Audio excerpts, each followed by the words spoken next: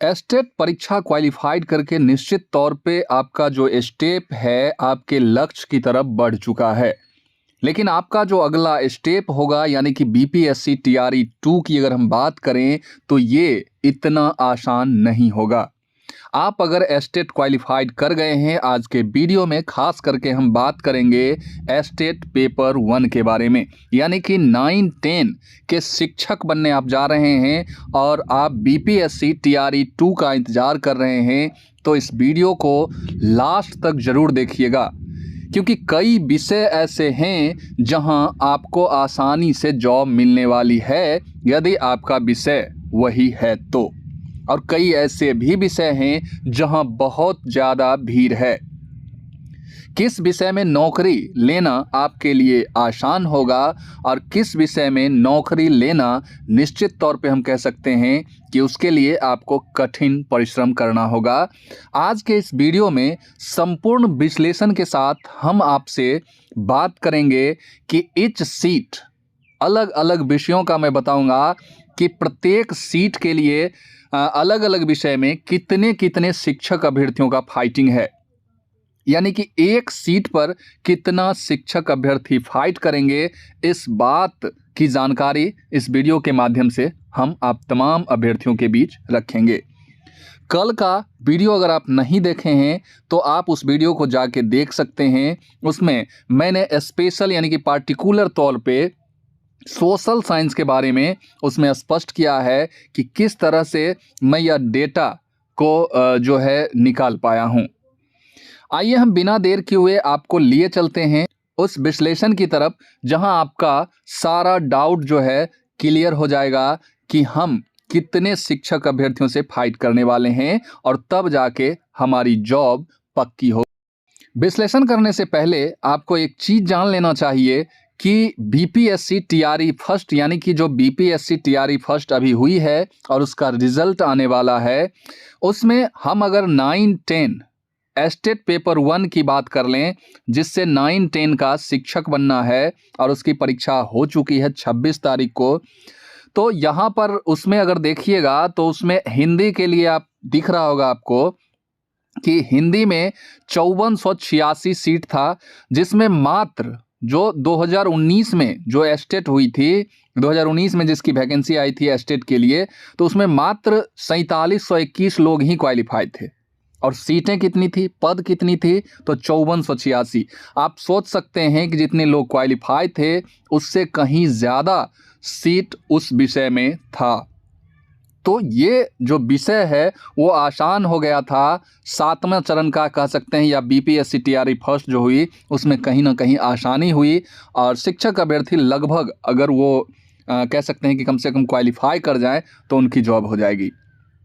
लेकिन मैं जो यहाँ डाटा निकाल के लाया हूँ आपके लिए, उसमें निश्चित तौर पे हम मान रहे हैं कि जितने क्वालिफाइड हैं, अगर क्वालिफाइड स्टूडेंट से ज़्यादा अगर रिक्तियाँ हैं तो मैं मान के चल रहा हूँ, इसको आप उतना नहीं लीजिएगा, मैं मान के चल रहा हूँ कि सारे के सारे लोग अगर जॉब ले लेते हैं, फिर भी आप देख सकते हैं कि पूर्व की जो बहाली अभी चल रही है, जो प्रक्रियाधीन है, उसमें 765 सीट फिर भी हिंदी के बच जाएंगे। वहीं अगर इंग्लिश की बात करें, इंग्लिश आप यहाँ देख सकते हैं, इसमें भी 5425 सीट था। और यहाँ अगर क्वालिफाइड स्टूडेंट की हम बात करें तो 4600 आप देख सकते हैं कि 63 स्टूडेंट यहाँ पास थे। तो यहाँ भी हम देख सकते हैं कि जितना क्वालिफाइड स्टूडेंट था उससे ज़्यादा सीट थी, और इस प्रकार से यहाँ भी आपका 762 सीट बच जाता है। बाकी बात का कंडीशन थोड़ा सा अलग है, लेकिन स्ट्रगल उतना भी ज़्यादा नहीं था। आप साइंस में देखिएगा तो 5425 सीट में 6152 ही मात्र क्वालिफाइड थे। कोई स्ट्रगल नहीं था, कोई मतलब कह सकते हैं कि वैसा ये नहीं था, डर नहीं था कि सीटें कम हैं। बहुत ही कम लोग क्वालिफाइड हुए थे और उसके बनिस्पत हम कह सकते हैं कि सीटें भी लगभग संतुष्टिदायक सीटें थी। मैथ की हम बात करेंगे तो 7289 लोग क्वालिफाइड थे और उनके लिए सीट भी 5425 थी, जो कि कम नहीं थी। सबसे ज़्यादा जो भीड़ था बीपीएससी टीआरई फर्स्ट में 9-10 के लिए, वो एकमात्र ऐसा सब्जेक्ट जो कि एसएसटी यानी कि सोशल साइंस था, और जहां 26,221 लोग पास थे और इनके लिए सीटें थी 5425। फिर भी कोई ज़्यादा स्ट्रगल नहीं था, 5 से 6 स्टूडेंट ही एक सीट पर हो रहे थे।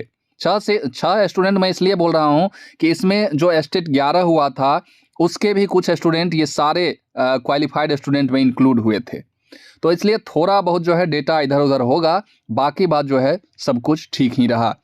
तो छठा चरण, 7वां चरण बीपीएससी टीआरई फर्स्ट की अगर हम बात करें तो इसमें सबसे ज़्यादा भीड़ आपका सोशल साइंस में था, और सारे जो विषय हैं उसमें कहीं ना कहीं एकदम स्मूथली जो है स्टूडेंट नौकरी ले लेंगे अगर थोड़ा सा भी उन्होंने मेहनत किया है। संस्कृत की आप देखिएगा तो 2839 सीट है, लेकिन यहाँ स्टूडेंट 1789 ही क्वालिफाइड थे, और इसलिए यहाँ सीटें भी 1060 यानी 1100 सीट यहाँ खाली रह जाएगी अगर सारे स्टूडेंट को जॉब दे दी जाती है तो भी। और सारे स्टूडेंट को जॉब मिलना इतना आसान भी नहीं है, इसलिए ये सीटें जो हैं और भी बढ़ेंगी। लेकिन मैं जो हूँ एक मोटा मोटी लेके चला हूँ कि जितना भी स्टूडेंट मतलब सीट के अकॉर्डिंग अगर क्वालिफाइड है तो सारे सीट पर वो स्टूडेंट आ जाते हैं, तो भी कुछ ऐसे सब्जेक्ट हैं जहां आप देख सकते हैं कि रिक्तियां बच जाती है। उर्दू की अगर हम बात करेंगे तो 2300 सीट था, और इसमें से आप देख पा रहे होंगे कि 2890 यानी कि 2900 के अप्रॉक्स लोग पास थे। तो यहाँ आप देख सकते हैं कि 2300 में अगर 2300 जॉब ले लेगा स्टूडेंट, फिर भी यहाँ पर आपका कितना 600। अब इस चीज़ को आप समझ चुके हैं। अब आइए आपका जो टीआरई 2 होने वाला है उस पर हम बात करते हैं, और बहुत ही सटीक जानकारी आपको मिल जाएगी और आप समझ जाएंगे कि हमें कितने लोगों से फाइट करना है। आइए उसकी हम शुरुआत करते हैं। उससे पहले आप इस डाटा को देख लीजिए। ये अगर टीआरई 2 जो नेक्स्ट जो बहाली आने वाली है, आप तमाम जो अभ्यर्थी स्टेट क्वालिफाइड हैं उनके लिए ये बहाली आएगी। इसमें आप देखिएगा तो हिंदी आपको दिख रहा होगा, फिर इंग्लिश दिख रहा होगा, science, math, social science, Sanskrit, Urdu. यहाँ आप देखिएगा तो इस बार हिंदी के लिए 3423 सीट का जो है स्वीकृति मिली है, और इसमें मैंने उधर जो आपको दिखाया कि 765 सीट, तो इससे ज़्यादा भी सीट जो है पूर्व बहाली की बचेगी और वो सीटें यहाँ इंक्लूड होगी, और इस प्रकार से 4200-4300 सीट जो है हिंदी में आपको देखने को मिलेगा। अब ये 4200 जो सीट है इसमें क्वालिफाइड स्टूडेंट की अगर हम बात करें तो आप देख सकते हैं कि इस बार जो क्वालिफाइड हुए हैं वो 20,712 स्टूडेंट क्वालिफाइड हुए हैं। उसी तरीके से 13,146 स्टूडेंट इंग्लिश में क्वालिफाइड हुए हैं, और यहाँ आप देखिएगा तो 27,764 साइंस में, वहीं 54,447 स्टूडेंट जो है आपका मैथ में, सोशल साइंस में तो 88 से 90 हज़ार स्टूडेंट, इसलिए कि यहाँ जो है पूर्व में जो स्टूडेंट स्टेट पास बच रहे हैं उसको भी मैंने यहाँ पर ऐड कर दिया है। चूँकि यहाँ पर सोशल साइंस में आपको जो इस बार जो क्वालिफाइड हुए हैं उनकी संख्या 62,696 ही है, लेकिन 25 से 26 हज़ार स्टूडेंट ऐसे हैं जो पूर्व स्टेट पास हैं और वो बचे रह जाएंगे, और वो पुनः जो है एक बार इस बहाली में भाग लेंगे। इसलिए सोशल साइंस वालों की संख्या यहाँ भी कहीं ना कहीं 90,000 के करीब पहुँच जाएगी। और वही अगर संस्कृत की बात करें तो संस्कृत में आपका यहाँ भी स्ट्रगल जो है बहुत कम रहेगा, 4,4100 के समथिंग ही मात्र स्टूडेंट आपको संस्कृत के मिल पाएंगे। वहीं उर्दू की अगर हम बात करेंगे तो उर्दू में 5,000 के अप्रॉक्स स्टूडेंट आपको मिलेंगे इस बहाली में। अब सीटों को जो है कुल जो जितने स्टूडेंट क्वालिफाइड हुए हैं उसमें उस विषय से संबंधित सीट से अगर हम डिवाइड कर देते हैं तो हमें प्राप्त हो जाता है उसमें आने वाले इस सीट पे स्टूडेंट की संख्या, यानी कि कितनी फाइटिंग होने वाली है वो आपको प्राप्त हो जाती है। तो आप देख पा रहे होंगे कि मैंने मोटा मोटी ये कैलकुलेशन आप यहाँ पर देख पा रहे होंगे कि मैंने ऑब्लिक करके ये डिवाइड जो है कर दिया है, और डायरेक्ट जो है मैं आपको अब ये बताने वाला हूँ कि एक सीट पे कितना फाइट होने वाला है, और इससे आप आकलन कर लीजिएगा कि सबसे ज़्यादा फाइटिंग किस विषय में है और सबसे कम किस विषय में है। बहुत ही महत्वपूर्ण बात अब मैं आपको बताने जा रहा हूँ। सबसे जो देखिए हिंदी वालों के लिए बहुत बड़ी अच्छी खबर है कि उनके विषय में मात्र जो हैं, देखिए जो भी पॉइंट में हमें जो भी पॉइंट में निकल के आया डिवाइड करने के बाद, जैसे 4.9 आ रहा है तो इसको हमने 5 मान लिया। तो इस प्रकार से हम कहेंगे कि हिंदी जो सब्जेक्ट है और आगामी जो नेक्स्ट टीआरई 2 आएगी इसमें ईच सीट जो है 5 स्टूडेंट का फाइटिंग रहने वाला है। ठीक है, 5 स्टूडेंट का फाइटिंग रहने वाला है, यानी एक सीट पे 5 स्टूडेंट, जो कि कोई ज़्यादा नहीं होता है। और आप आराम से अगर मेहनत कीजिएगा तो यहाँ आपकी जॉब श्योर हो जाएगी। वहीं अगर इंग्लिश की बात करें तो इंग्लिश में आप देखिएगा यहाँ भी 3 से 4 स्टूडेंट का फाइटिंग होने वाला है, यानी कि 3 से 4 स्टूडेंट जो है इंग्लिश के पद के लिए फाइट करेंगे। साइंस में थोड़ा सा डेटा बढ़ता है, लेकिन ऐसा नहीं है कि काफ़ी ज़्यादा बढ़ जाता है। साइंस की अगर बात करें तो यहाँ 11 से 12 स्टूडेंट का फाइटिंग होने वाला है, तो कोई ज़्यादा नहीं है, 11 से 12। मैथ में आप देखिएगा, मैथ में तो 24 से 25 स्टूडेंट यहाँ फाइट करेंगे। तो मैथ वालों का थोड़ा सा कह सकते हैं कि फाइटिंग बढ़ने वाला है। लेकिन इस बार भी सबसे ज़्यादा अगर टफ कॉन्टेस्ट की अगर हम बात करेंगे तो वो सोशल साइंस ही होगा, बिकॉज यहाँ 90,000 के करीब स्टूडेंट अपीयर होने वाले हैं।